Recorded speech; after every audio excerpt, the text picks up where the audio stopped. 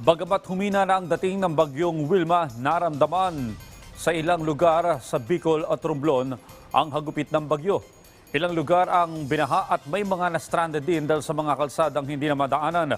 Ang detalye sa report ni Gab Villegas.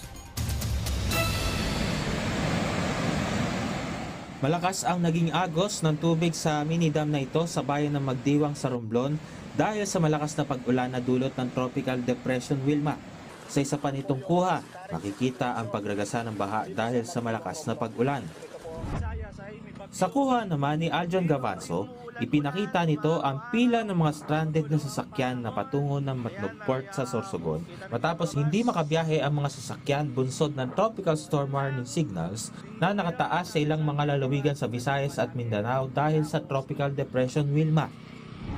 Hindi naman makadaan ang mga sasakyan na ito na patungong Gumaka sa lalawigan ng Quezon dahil sa walang tigil na pag-ulan na dulot ng shear line na pinalakas pa ng Tropical Depression Wilma.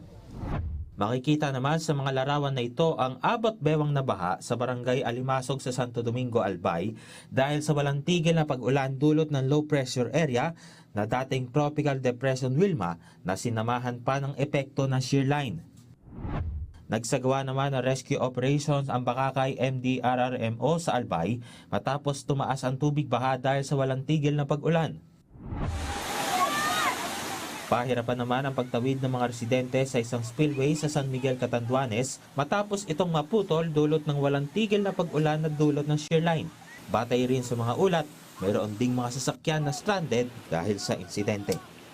Gab Villegas para sa Pambansang TV sa Bagong Pilipinas.